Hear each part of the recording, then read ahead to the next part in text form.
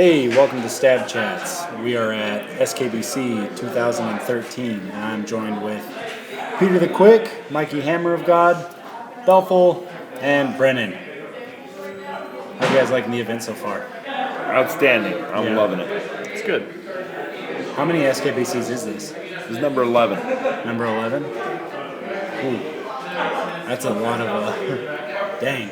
How's the event changed since you first started? Well, we've tried to use a continuous improvement model and add things, take away what's bad. So there have been a number of substantial changes, although the basic format's the same. Yeah. The let's have classes, divide people up, have the sword knights teach what they know, build their own coursework around what they're best at. That hasn't changed at all. No. All right. I don't think that's accurate. I think what we actually do is we have people sign up to teach what they know, and then some number of them cancel. And then we have people who are kind of moderately competent at various things fill in and try and make sure that those classes still happen. So your odds of getting someone actually who's a specialist in that particular field is not great, but your odds of getting someone better than you are fairly good. Right. That's true. I did teach a pole class. Oh. What, like as a crutch? Was it a cane? Was it a down cane? I used Frank's material. It was good. Oh, good. So, any new faces that you guys are overly impressed with? I was real happy with Wilhelm's class. The bit of it I got to watch. Which one? He only taught the one. It was advanced lefty board, and he had good material. The students were enjoying it. It was not as polished as you expect from a veteran instructor, but it was better than I feared. Mm-hmm. But I didn't see most of it. Yeah. The part I saw was better than I feared. What about you, Pete? To be honest, I've taught every section or every, class slot, so I haven't really got to see anyone else. Yeah. Yeah, I've never, I had no idea who Wilhelm was until about a week ago. I was looking over the instructors list and I'm like, oh my god, who's that guy? He's the local guy. He's the lefty. He's a tall lefty. He's quick. His body positioning is really good too. Definitely. Yeah, and he's got that weird ass over the head shot, which that shot is stupid. It should fail, but I've been killed by that fucker more times than I've blocked him. Yeah. I kind of feel that way about the Foshan shot a lot of times, the helicopter to the scorpion wrap, and Foshan still lives. he still lives, man. I've been rocking that shot since I took it from him. It has to be close to 8 years now, and I can't throw it on B, or I can't throw it on somebody that knows I'm going to throw it, but I'm still surprised every time I go to an event how many people it does work.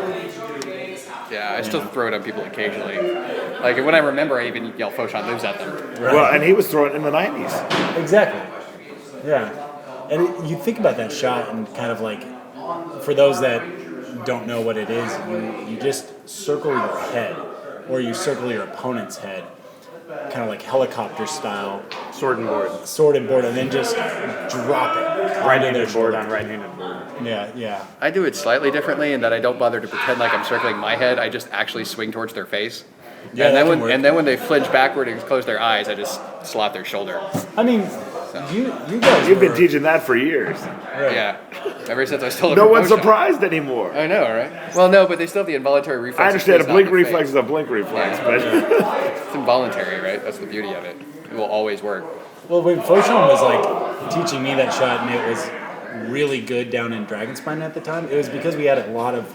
I always thought it was because we had a lot of people that still fought like 90s Amtgarders.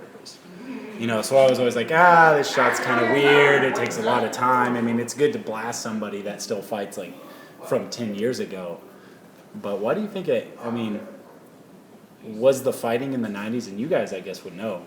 I feel it. Was it so much different than nowadays? It really was. it was, and I'll tell you the biggest difference, and don't let anybody ever tell you different, skill level. Mm-hmm.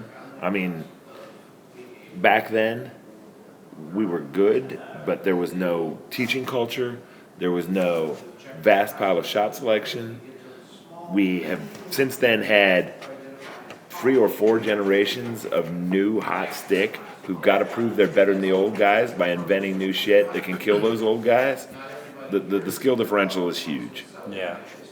I was actually talking to Tugan about this earlier today, because it came up in finishing school. Because, we were working with Angel, which I don't know where he's from, but he's a Bell guy. It's from Champagne.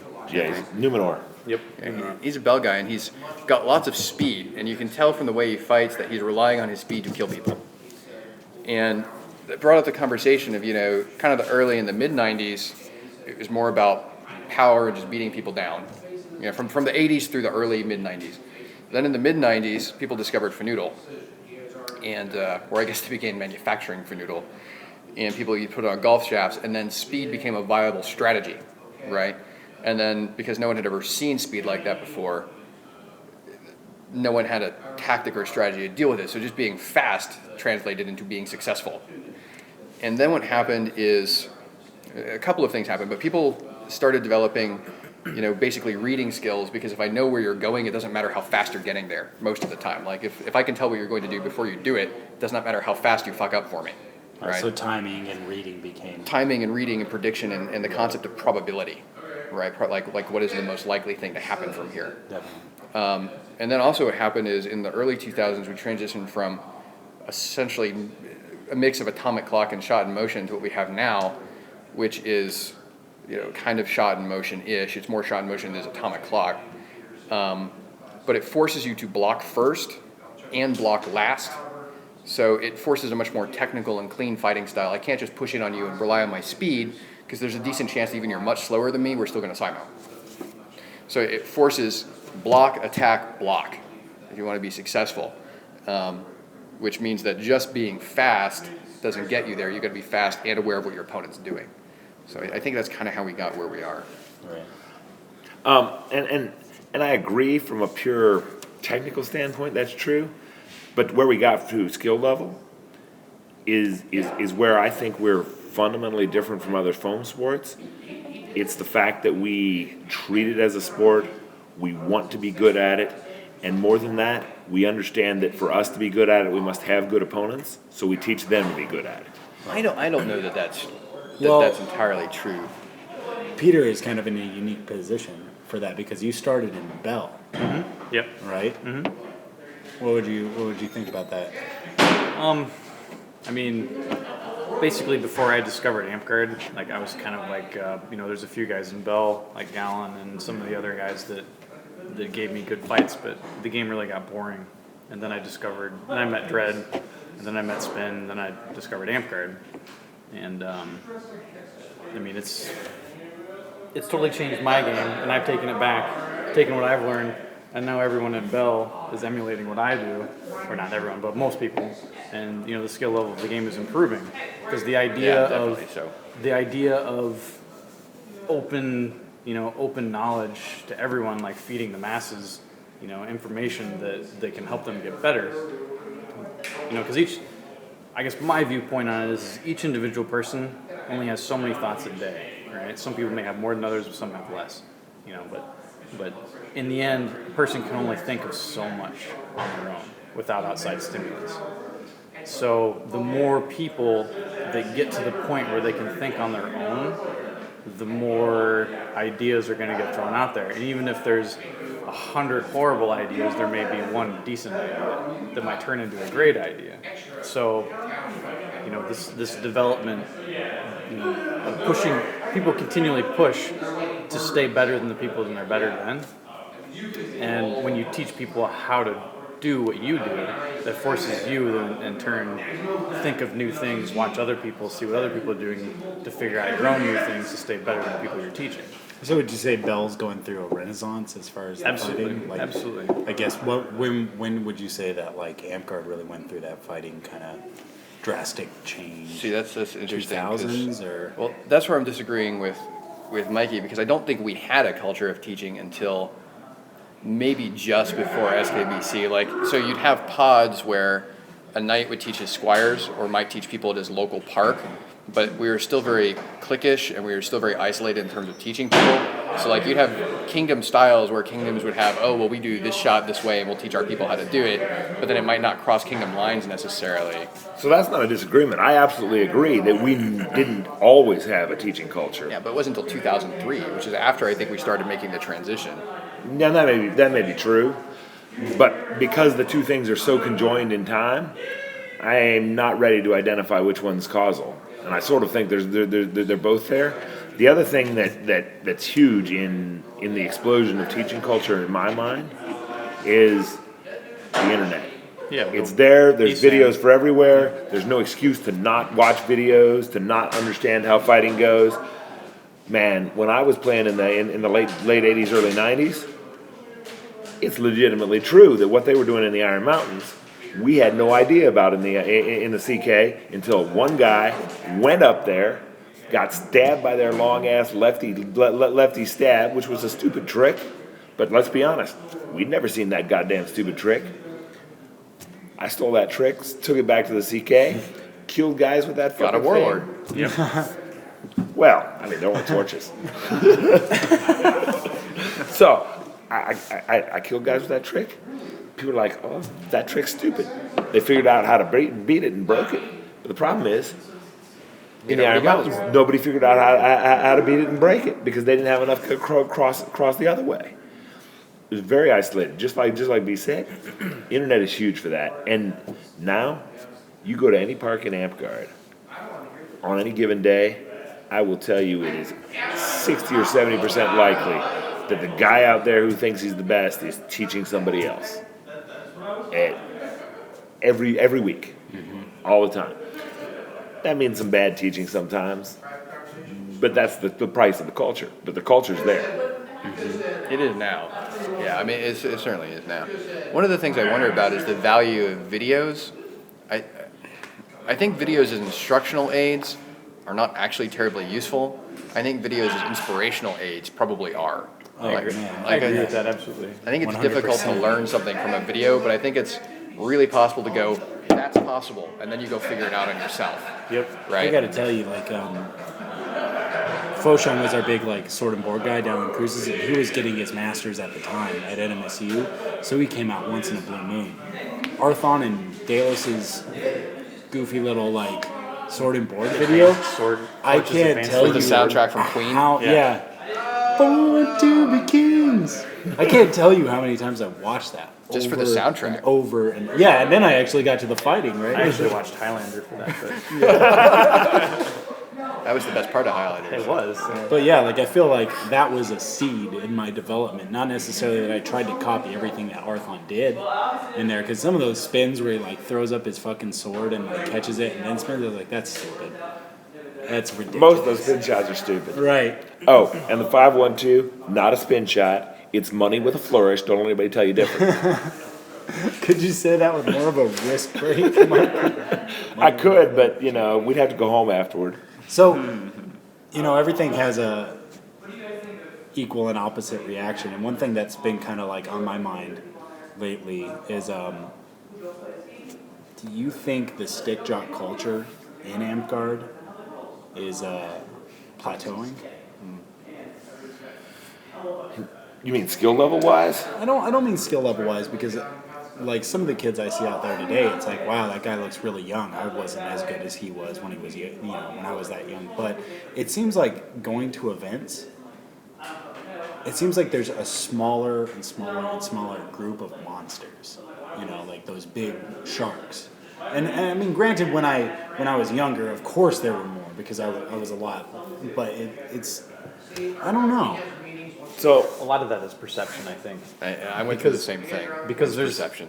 You can't, until you get to a certain level, you can't distinguish that, so-and-so is better than so-and-so. Even though if you ask either one of them, they'll probably tell you. Yeah, they know. They know. Whether or not they'll admit it. Right, whether or not they'll admit it. But they're on a higher rung, so that they can see things, they see things differently, and you don't really...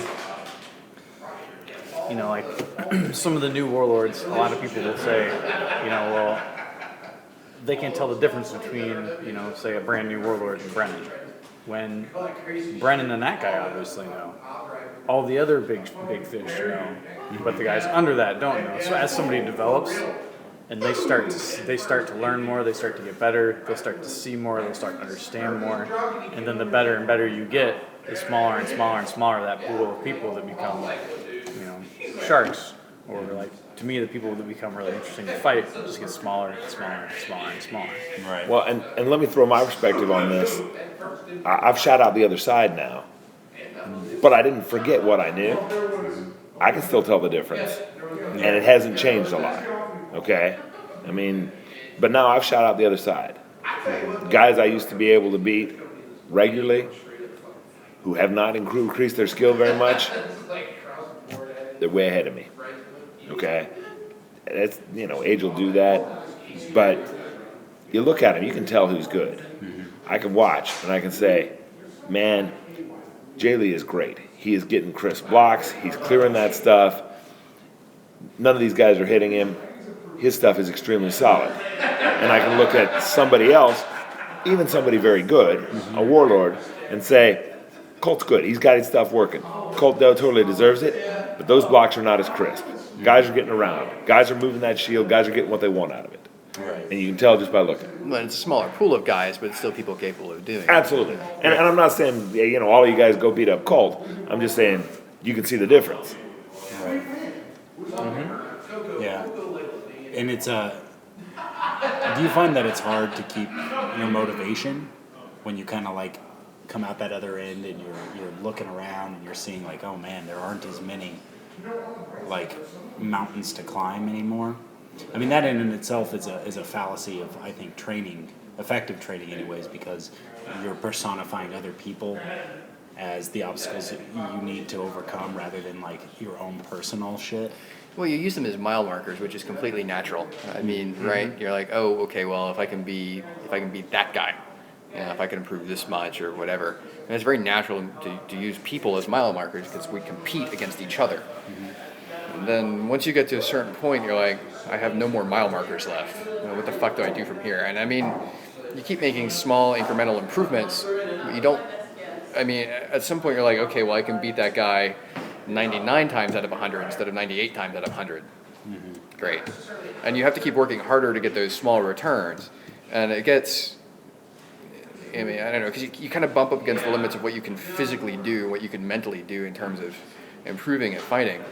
And then, other people come along and they discover a new way or a new method, and then you've got, new insights. You can take that from them and you can integrate it, and then you can move along further. But once you start getting towards the top where there's no one else to work with or copy from who's already done it before, like, you slow down a lot. Right, because you have to come up with your own ideas. Well, and again, it comes down to then there's just that one person having those ideas instead of, 5, 10, 15. So it goes back to what you're saying. When you're at the top, every discovery that you make for yourself is very minor, but it adds to the pool for everyone below you, so they're actually able to keep catching up at just as fast as you're moving forward. So over time, theoretically, like, skill of all the people who are interested and dedicated enough to do it the gap should narrow up at the top and then be much higher than everyone down, in the middle. Right. So like the top end should keep growing away from the middle, but the top end itself should shrink as a skill band. Does that make sense? So, and I actually agree with that, as long as the top end is A, either geographically concentrated, or B, traveling a lot. Well, It's hard to stay in that top band if you're not getting the time, both on the field and discussing with the other guys in the band. but I think that happens now. At least it's It happening at this absolutely, moment. it is absolutely happening at this moment. I agree with you 100%. Yeah. But it's not coincidence that it's happening. Would you say the travel's happening though? It seems like every event that I've been to, and granted, this is one of the only events I ever go to that's past Texas. Like all the events in the West, like Clan and Rackus. I mean, they're not that big anymore. They're really kind of dying down. We've got this thing in the game that goes beyond the fighting. Okay, that's cyclical. Kingdoms eat themselves from within and die, and if they haven't found a good way to rebirth themselves, they don't, and they become hollow shells of what they once were. New kingdoms, on the other hand, grow, become more Flourishing. more interesting, more exciting, bigger. get more fighters, work their way up to being good. Old kingdoms come back, experience renaissances, get back on their feet. But because kingdoms go through this cycle, events do too. If your event is in Colorado and the Iron Mountains is on its downswing, that event suffers, even if its reputation is great and everybody wants to go to it. Right. Yeah, I mean, because right now, I mean, my kingdom probably has more active members than it's ever had in its history. We've got over 300 active members, right? I mean, we had 160 something people that were dues paid and voted in our last election. It was retarded. That's crazy. And that's within the 4-hour spread from Dallas to Oklahoma City, or to Tulsa, I guess. So, I mean, they're all in the same geographic location. Like, they can all go to the same events together if they wanted to. But so many of them are new or, less than 5-year players. They're still enthralled with, okay, my local events are the shit. Because think about it, they don't need to travel to Rakkus or Clan to get a good fighting experience or to get a good arts and crafting experience, because everyone is still better than them locally. Right. Right? 3 or 4 years from now, my kingdom will be down to, 200 active members, but, 75% of them will travel. Right? Because all the low-level guys that weren't really sticking with it have gone away, and then all the other guys need to travel now to improve their A&S or to have a better event time or whatever. And then events will pick up again. So it's very cyclical. I think he's exactly right, and it's going to be the same with my kingdom. Rising Winds is gigantic right now, but they're all pretty happy playing with each other. They get what they need out of it. It's like Crystal Groves. We're not going there. But at some point, they're not going to get enough. They got to get more. Okay? And it's going to be their fighters. It's going to be their artisans. It's even just going to be the people who want a fantastic Amtgard event experience. Yeah. Because you're like, well, I've been to my event 6 times. Even my best event, I've been 6 times. I got to go somewhere else. Yeah. So where would you say is the epicenter of kind of like the Amtgard boom right now? Well, and Emerald Hills would have been my first choice for growing kingdoms that are dynamic and have a future. You said Emerald Hills? Yeah, but if your question is, what's the definition of the question? Yeah, what's your criteria? I'm trying to answer the terms. Well, it seems like the West and Texas has been for so long, like pretty much ever since I started playing, it was Texas and Colorado, where like the best fighters were coming out of, in like the culture of quality Amtgard as far as its artisans, its leaders, and its movers and shakers in the game. That's what you heard about. Now that may just be because I was only exposed to like those guys, but it seemed, like Colorado, it seems like it's definitely moved away from like the Iron Mountains being the shining example of Amtgard. And then with Texas, you still have a ridiculous number of really good fighters that consistently come out of Texas. But a lot of them, like Harry and Delos and Draknar, they're falling off because they're getting inactive. Or past their prime. Or past their prime. Or whatever, There's another part of it too, because when you get to that point that they got to, the game becomes, unless you have like the self-motivation to not have to beat your landmarkers, like Brennan's saying, like other things in life become a whole lot more exciting. Right. Like getting a better job, getting a nicer car, that kind of stuff just becomes more exciting, because you're not, you get to that point where you're like, well, this is a ton of fun. I have a ton of fun at this, but maybe tonight, I'm gonna do something else. For sure.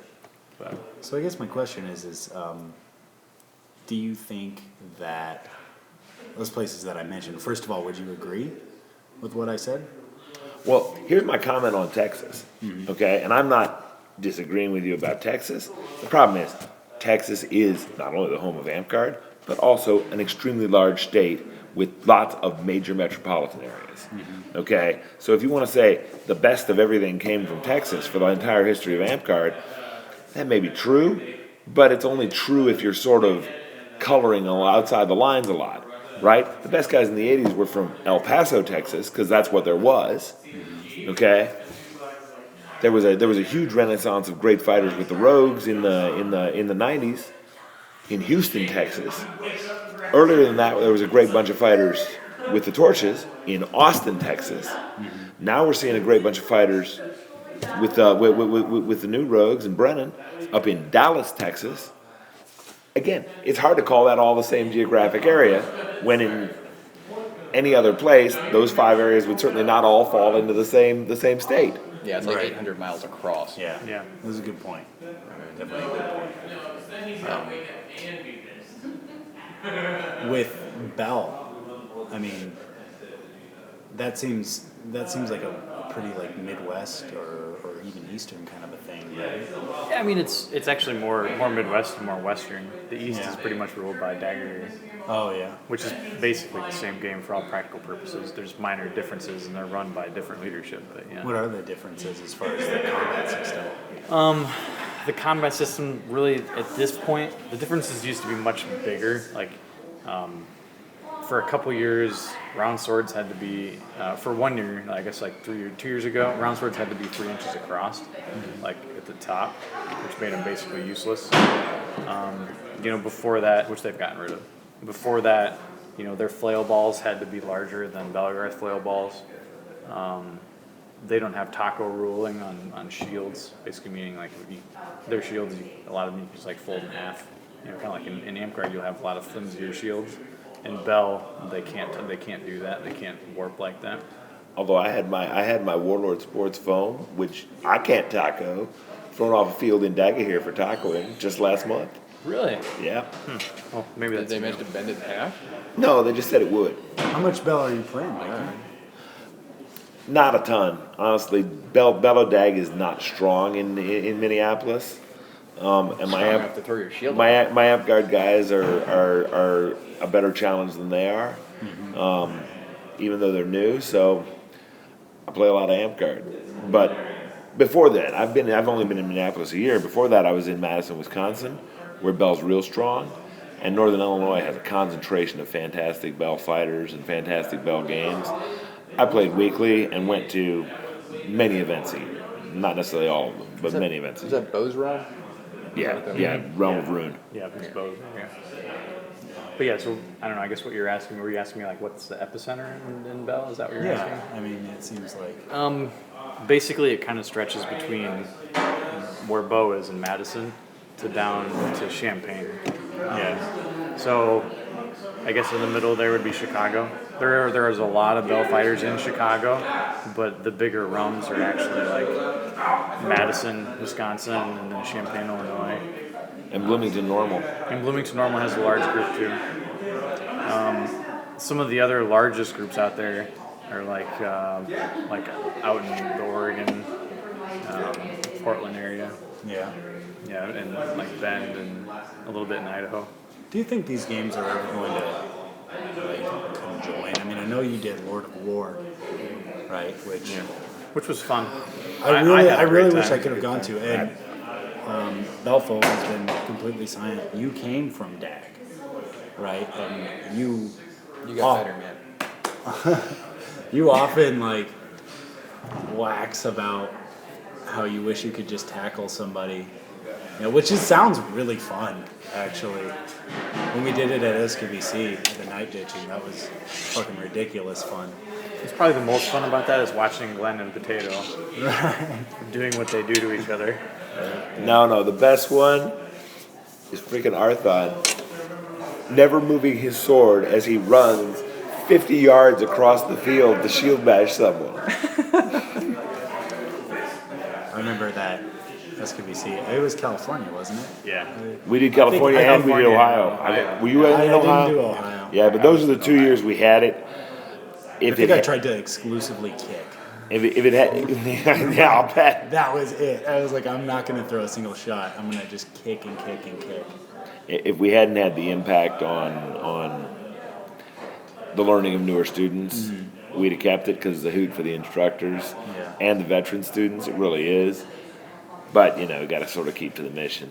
Right. Yeah, and the inherent problem is that Amtgardians have so much repressed anger for the past 30 years, not being able to grapple, punch, kick each other, that they really go apeshit when you tell them that they can, and it's completely unsafe. Like the Bell and Dag It was guys, like, really what the fuck are unsafe. you doing? No, absolutely. It was Absolutely. really dangerous. Amtgarders cannot be trusted with Belegarth rules. Yeah, there's nothing wrong with the Bell and Dag rules. There's something wrong with Amtgardians. It's like It's true, right? Yeah, no, it's absolutely true, right? You've got this big piece Well, you're right. big piece of earth machinery. You don't trust a kid with it. It's Right. just like that. Right. I was like, I wanted to punch this guy with my shield for 30 years. Come here.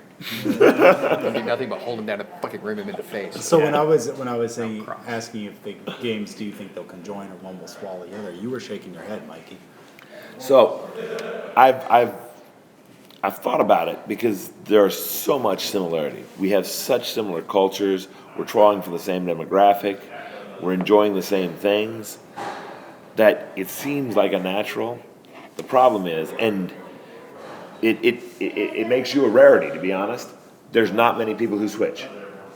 Because honestly, you like yours. Right. Well, and And you it- didn't switch on purpose. No, I only switched because there wasn't a DAG park in New Mexico, period. I know, no I one would've switches on never purpose. known it. No one never switches on purpose. I knew about Belegarth. I cross game on purpose. Yeah, I think But you didn't I would- switch. I think I would qualify too. I don't actually think of myself as an Amtgardian anymore. I don't really think about it in any particular terms. Well, like I say, and when I was in Madison, I played as much Bell as I did Amtgard, but I certainly didn't switch. That's fair, and I play more Amtgard than I do anything else, but I do a little bit of everything. Actually, I do a reasonable amount of everything. And I mean, I'm sitting here telling you this, and I'm writing the new rulebook for Amtgard. I don't think of myself in those terms, right? Like, I think of myself as a person who plays foam sports, and I will play whatever foam sports are available and go wherever the good fight is. Right. That's basically my view on it. I mean, if it's dependent upon where, for me, it's just dependent upon where I live. Because with as busy as I've gotten in the past several years, I can't just willy-nilly go off and fight at every event I can find. So if I was in Dallas, I would fight a ton of Amtgard. If I was in Indianapolis, I'd probably fight a bunch of DAG and a bunch of Amtgard. But I happen to be in Iowa, where the closest thing to me are big Bell events. And, I have a ton of friends in Bell, because that's the culture I started in. But, the more that I've been playing Amtgard, the more that I've been playing DAG, I've really gained, a lot of friends in both games, Yeah, and in Dallas, I mean, the cross gaming is so strong. Like, we've got, there's a ton of Amtgard parks in Dallas. There's a lot of Amtgardians. It's far and away the largest, but we've got 2 decent-sized DAG parks, and one of which run by Burgos and one of which run by Gabriel, right? Who's actually an ex-HFSer. And not only do a lot of Amtgardians go out to those parks, but we all structure our days so that the actual good fighting can occur on both Saturday and Sunday, and we actually cross game. Like, Burgos comes up and plays up at Eagleshire and Denton every week. And a good number of us go down, a few times a month and go visit the DAG park and play. And it's just something we do. I think that's fantastic, and it's clearly true that if crossing to other Amtgard parks is fun and useful and teaches you things, crossing to other rule sets does the same thing. I mean, it's clearly true. Mm-hmm. But it doesn't answer Anatole's question, and I think it misses the point, because it's not what the guys at the top of the fighting do that determine whether we can join. It does determine whether our tops can join, and the answer to that question is that's reasonably likely. And I think it's already happened. as well, we're looking at it to some extent. Okay, if you want to talk the very tops, we're looking at it to some extent. So I won't even argue that. But I think a conjoined top is not the same as a conjoined game, and does not necessarily lead to a conjoined game. I don't know that you'll get a conjoined game just because the base rule sets in terms of what people who aren't the top fighters are doing is so different. Yeah. Because, I mean, Amtgard's got magic and battle games that are substantively different from ditching. Yes, Whereas absolutely. Bell and Dag are always kind of what we'd consider militia rules, period. Yes. Noob. Anyways. So, I mean, because I think that there's a group of people who really, it appeals to them to not be doing the flurby stuff, even though Bell and Dag is much flurbier than Amtgard, because we've got a stigma against it and they don't, even though we have Well, magic let's be rules, clear. but Let's that's be real clear. strange. Let's be clear. The number of goblins I have seen at Amtgard is near zero. The number I have seen at any given Bell event is considerably higher than near zero. So talk about the difference in culture. We'll always start with you, Pete. I've done zero. I really want to go to Ragnarok. I mean, like, that's the one thing. I'd actually recommend Oktoberfest over Rag. I haven't been to Rag, but the things I've heard about Oktoberfest, and I know but the things I've heard about Rag, and I know I've been to Oktoberfest and had a great time. Whenever I'm stalking Pete on Facebook and I like look at his event pages and stuff, it always astounds me. You know, it's like, holy shit, there is a Not too lot late to of get a people. restraining order. It is. I don't know if you can get restraining orders on Facebook. You friend him. Stalking is legal. Yeah, I know. I signed up for Well, it. you know, you go to like an event and then suddenly there are 50 pictures tagged of you. I know. And I can't help myself. Most of them with photoshopped halos. There's a good one of a Photoshopped Halo right now. It's great. But those events seem like a ton of fun. And there seems like there are vast amounts of people there. There are. And you know, the big difference is, and I've said this before, like the big difference, like in my opinion, like in the cultures, is in DAG, everyone fights in these just absolutely massive battles at RAG. You know, you'll have 1,200 people at the event, 800 people on the field for a couple hours, and then it'll digress into like res battles and pickup fights, basically ditching. At Bell events, you'll have huge battles. You know, our biggest Bell event, like Oktoberfest, you know, we get 650 to 800 people there, which is a lot. We haven't had that number for a while now, I don't think, but we have been up there. You know, you'll have large fighting until it gets dark. The idea of night fighting, it doesn't really happen in those games because in Bell and DAG against Amtgard, like versus Amtgard, there's a lot more people in Bell and DAG that are more interested in the partying and less interested in the fighting. And it's like they go there to party and fight. And in that order. So when there's fighting, they fight. And once it gets dark, then they know they can start drinking. And in Amtgard, there's this well of people that live and breathe fighting every single day of their lives. And that's all they care about. And they don't care, you know, and their friends are the same way. So their friends are out there on the ditch field in the middle of the night with them. Yeah, it's self-reinforcing. It is. It's self-reinforcing. And, you know, and since I went to Amtgard events and found out how much fun I had in the middle of the night fighting under lights, I've been pushing people to facilitate, night lights and having fighting. So at RAG, there's a pretty decent night fight, but there's 1,200 people there, and at that night fight, there's 30 or 50. It's fun, but those people have a serious culture of, like, their role playing is not done in battle games and stuff. It's done at night when they're dressed up in their costumes and like all their fancy makeup. And what's really cool about RAG is that these people have been going back there for so many years now that they actually are building establishments, and so they'll have Like brothels? like. I was thinking more like, there's one place that has a bar. They have a bar that they set up every year. Yeah, it starts with a B. It's one of those. It all starts with And so you walk in there and it's a physical brick and mortar building that's been there, and they party there every single year. That's cool. And and people have camps. Everyone knows where this camp is, and these people are in this camp. So it's this culture of traveling around talking to the people you want instead of fighting.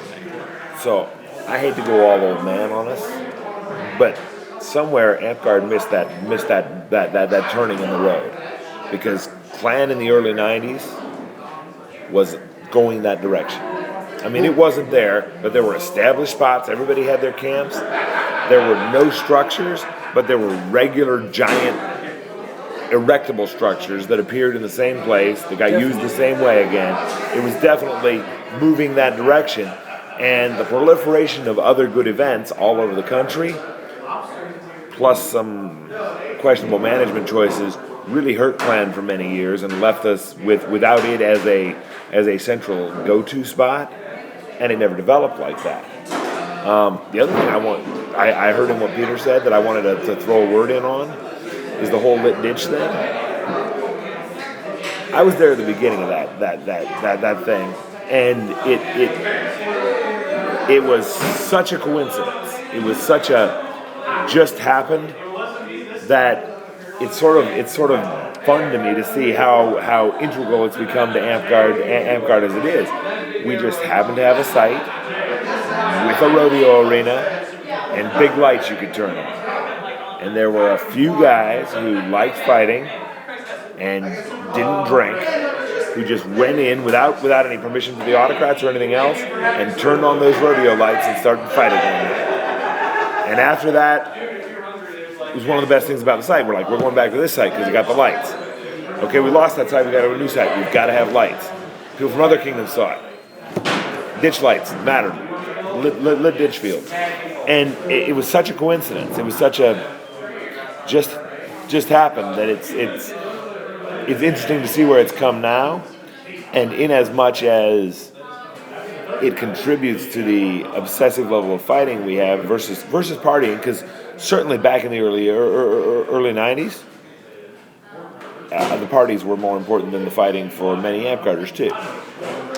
Yeah, I mean, I remember the first clans I went to. I think I came in on the down slope, but there were there was like Saracen City and like there's wolves and the dark jesters or whatever, and there were like places you could go. Whereas Clan now is like a few camps here, and there's maybe a bardic going on over there, and then there's the ditch. So you were talking about the stigma against flurbs and stuff. Do you think that contributes? And that it's kind of like, I guess not taken over because we still have flurbs, you know? Well, honestly, I think it was real bad for a while, but I don't think it's actually been as bad as we perceive it to be for like the last 5 or 6 years. I think for the last 5 or 6 years, we've been real accepting of pretty much everybody who wasn't a social retard. And by social retard, I mean like starting fights and stealing shit. And we even tolerate that if you're in the Celestial Kingdom. But, hey, he's gone. it's one of them. Hey, the worst. But, so I mean, people talk about, flurbs and stick jocks and whatever, and now it's just not as big of a deal. And I think, honestly, it's not that big of a deal because these stick jocks have categorically won. And therefore, they were never actually interested in impressing anyone anyways. And I don't know, so it's kind of this weird thing where there's no longer any tension because there's a clear winner. Yeah, let me add something. Kind of what Brennan's saying, along with what Mikey's saying. Actually, right now, in Bell and Dag, especially in Dag, there's like this struggle between the people who are fighting hard and trying to get better at fighting, and the people that like the way things used to be. And so the older people in that game are, basically trying to fight off and deter people from becoming stick jocks, while the stick jocks are trying to convince more people to be stick jocks. And so, we'll see who wins that fight, and then in 10 years, if the stick jocks win that fight, there might be like just massive ditches at night at Rag. There might not. But I think it's interesting to note that stick jocks don't care if you're wearing face paint. They don't give a shit other than it's going to come off on their sword covers. Yep. Right? Like, when you say you're trying to convert more stick jocks, you're trying to get people more interested in fighting. Yeah. That's all that it is. And I don't care if you're wearing face paint. I don't care if you've got fucking elf ears. It doesn't matter to me as long as you're willing to fight and throw a good fight. Yep. Other than that, I don't give a shit. And I agree with this, and it's part of why Brennan's comment that the stick jocks won is sort of ridiculous. Stick jockery. The stick jocks weren't trying to win, and moreover, Which is the best way to ever win a nerd fight. The not being one. The inclusive, obsessive, compulsive trait played out over the other trait is what it comes down to. but the key is the things that the other trait were trying to protect, in as much as they were real, didn't go anywhere. No things changed. Yeah. Right? Yeah. Oh my God, if the stick jocks win, we'll never have a good battle game. It's a lie. We have better battle games than ever now. Oh my God, if the stick jocks win, we'll never have any role playing. We have the same role playing we had in the 80s. Which is not. It's not much, okay? I agree with hasn't you. changed. But it's not zero. But the whole key is it's the same. Yeah. Okay? It's not the death of role play. Role play in Amtgard was a rarity in the freaking 80s. It was a rarity in the 90s. It was a rarity in the 2000s. It's a rarity in 2013. And I'm willing to bet you $15 it'll be a rarity in 2030. So speaking about that, it's 2030, Mikey. What does Amtgard look like? Well, we've got a monument to Mikey. He died of a heart attack from eating nachos.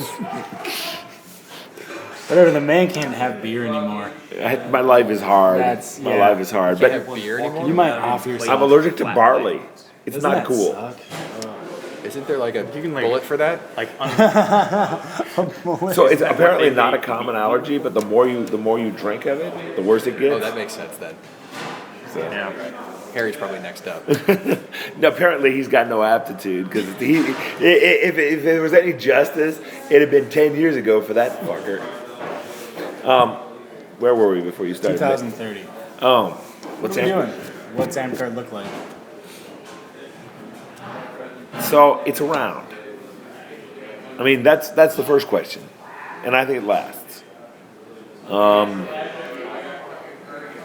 And it lasts in a recognizable form. So no steampunk LARP? Because God, that would fucking suck. But could you imagine? So, That would suck so. But could you imagine like so I'm not. the steam jocks that Look, arise out of that? I'm not any kind of steampunk fan. I hate that crap. But let me be clear. When I say substantially the same, there's going to be people doing a medieval recreation, hitting each other with foam sticks and trying to be good at it at some level. And I think that's surviving. Does the rulebook withstand the change? Does even the base combat rules withstand the change? Probably not unedited. There'll probably be things. But is there still a society of a bunch of kids who hang out and hit each other with foam sticks? I think it's very likely. Without fundamental changes in the world that I do not anticipate in that short time range, I think it's going to happen. Will you be there if you can? If I can, that's a big if. I mean, 2030? Yeah. Well, I'll be in my high 60s, so it'll be tough. Well, that's like Early 60s, As early old 60s. as Guy is, right? Oh, as old as his hair. But will you be there if you can? You think? So it's a great question, because if you'd asked me this 10 years ago, I'd have said by 45, I'll still like what Amtgard is about and enjoy all my time in it and be grateful for what it gave me, but I'll have moved on to something else. And to be honest, I thought it would be golf. Not because I especially like golf. Golf annoys the crap out of me to some extent, but it's a chance to be competitive, outdoors, and regular. And God, I love that shit. I love being regular. Well, It's the best kind of shit. I I know. like being regular outdoors. You get fiber. Well done. Well done. but the opportunity to get out and do something competitive with people I like, it's social, it's competitive, it's in the bright, beautiful sunshine. Man, that's hard to do without. And when you think about it, what does a 40-year-old do that's that? Well, there's a long list. What does a 60-year-old do that's that? It's shortening. What does a 70-year-old do with that? It's golf. Or fishing. That's not competitive.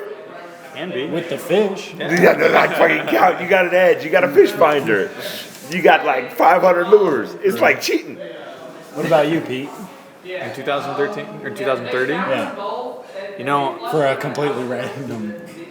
I think that will Bell and Dag still be around? I think for sure Dag will be around. Will Bell still be around? I hope so.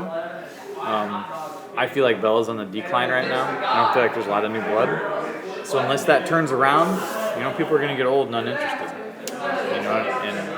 But are people going to be swinging foam? Absolutely. Whether or not the game is called Amtgard or Bell or Dag, someone will be doing it. So, Well, and I think Belegarth really could go away because it's in an especially vulnerable position in that Dag can suck it back up. right, absolutely. Will I personally be? I hope so. Yeah, I hope so. I have a ton of fun.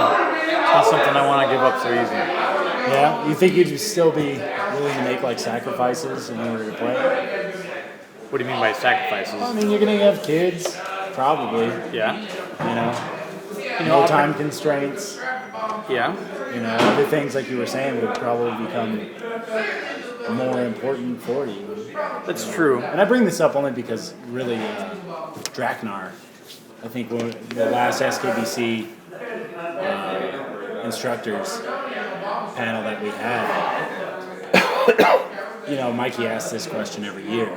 And every year everyone's like, fuck yeah, hell yeah. And Draknar was like, no, I don't think I'm gonna. Yeah. I don't know if I want to. To me, it's more of a question about like the people that I've met along the way. Mm-hmm. As long as I can go to those events and see the people that I want to see and spend time with the friends that I've made along the way, then it'll be worth my time. Will I work my ass off to try to be on top of my game? Probably not. At 45, you probably won't because it's a lot of work. Yeah, at the end of this month I'm going to turn 30. And am I working my ass off to be at the top of my game now? No. But I love going to events and I love working with my guys. I love seeing my friends at events. Like the friendships that I've developed over the years, that is completely priceless to me. Definitely. And I'll try to maintain that as long as I can. And it's why I never left. Like I said, if you'd asked me 10 years ago, I would have said I would, but I haven't. Not only that, but like you and B have been in this for a while now, and you guys are still. Well, hang on. You can't actually compare us. He's been playing almost twice as long as I have. How long have you been playing, B? 16 years. 16 You're what, years? 25? 24.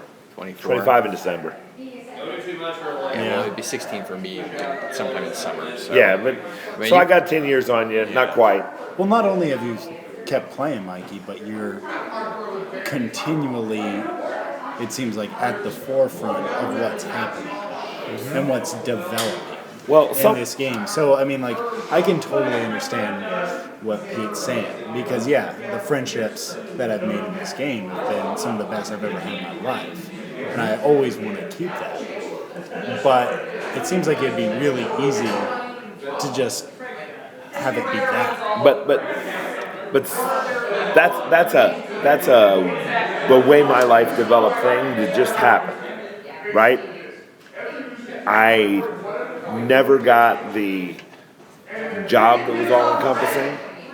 I never met the woman that I wanted to live with forever. I never had the children I wanted to raise.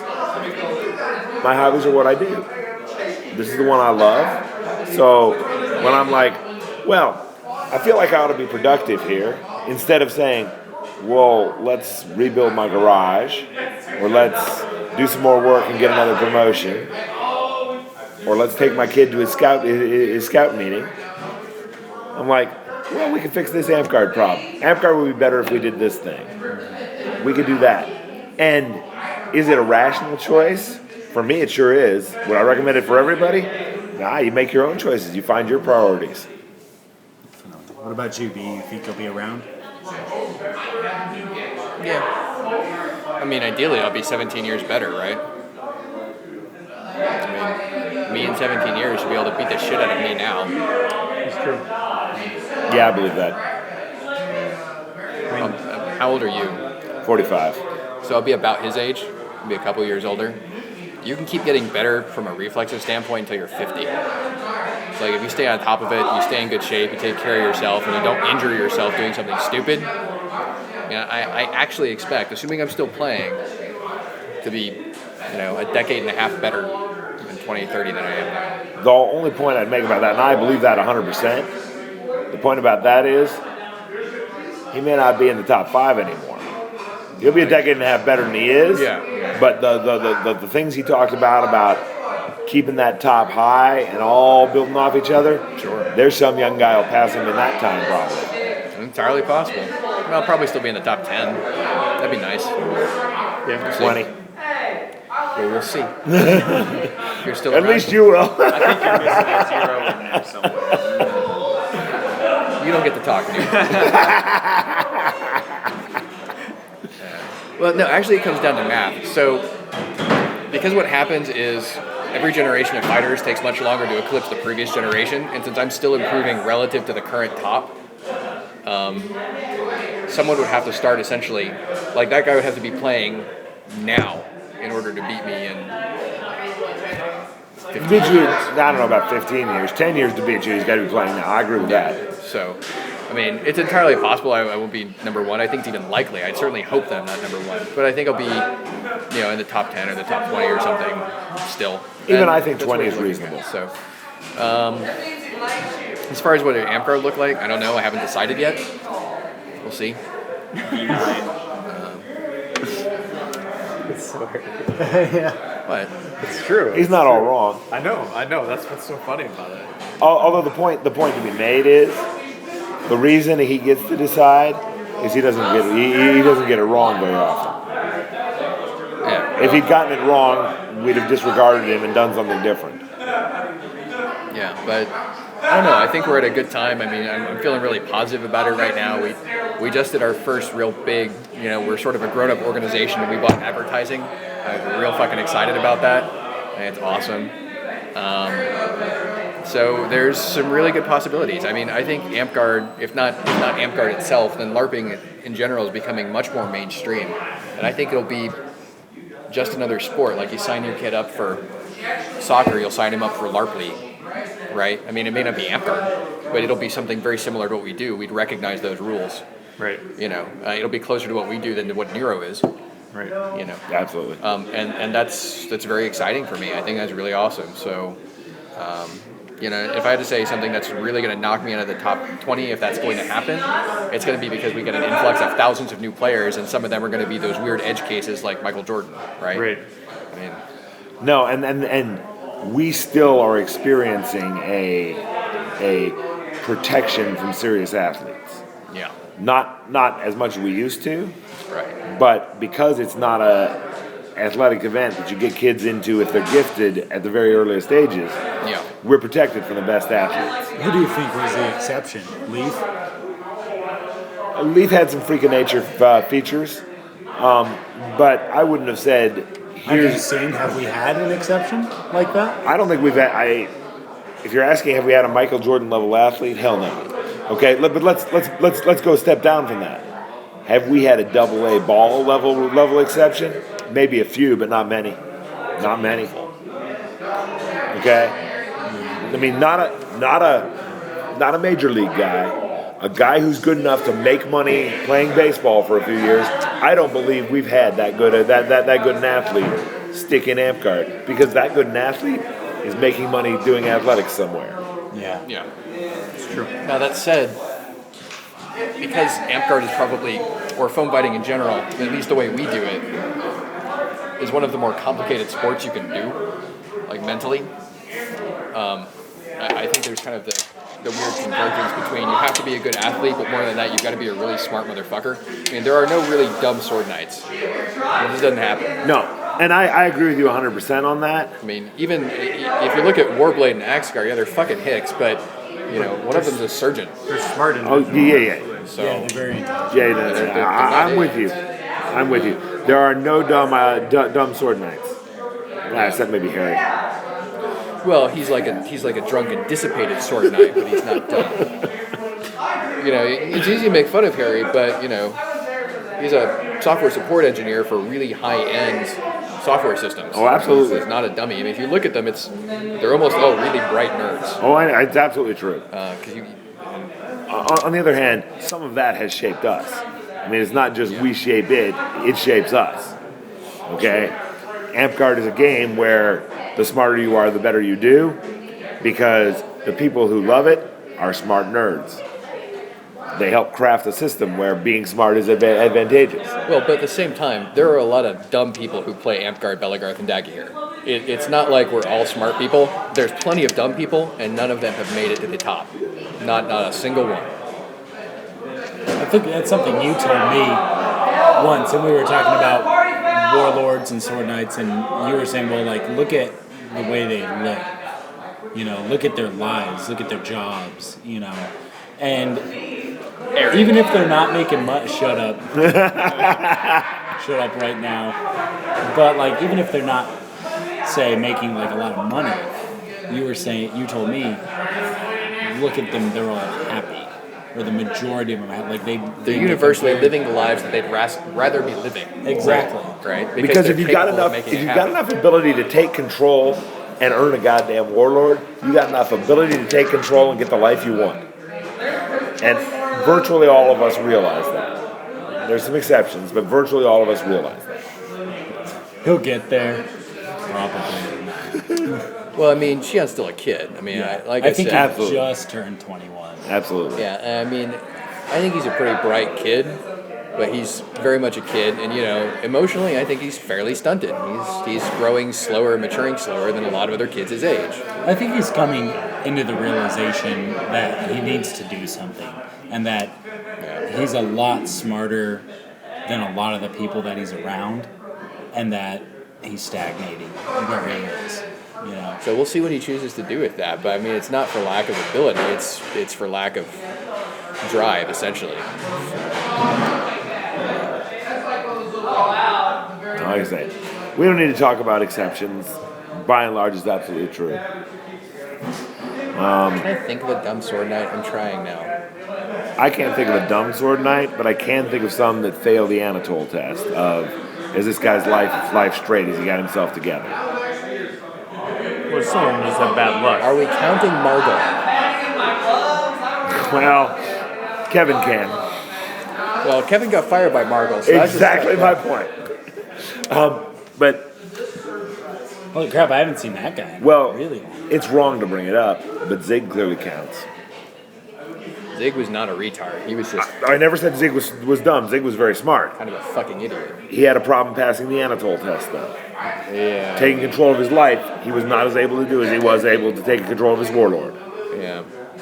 And I understand chemicals will do that, and I'm not pointing blame, but there are examples.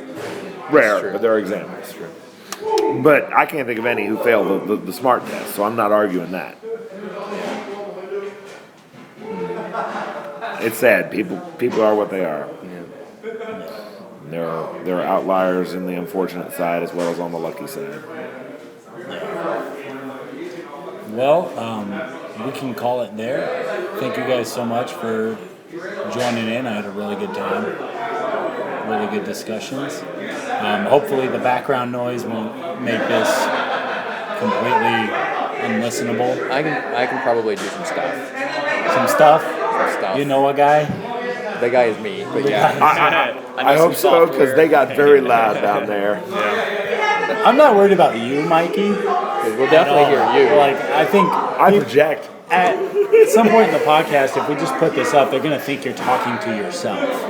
And maybe we can edit it so it kind of sounds like that. Like, just like a rant for 45 minutes. So Mikey on Mikey. we're not doing that. Wisp. Can we edit Guy in on the other side of the conversation? Because you could have a normal conversation. We have not had a Stabchats where we ever talk shit about guys. It just happened. Oh yeah, we turned it off, but we are not talking shit. Yeah. No, here you go. I like it. I say whatever I say, and then he guys dubs are in funny. guy.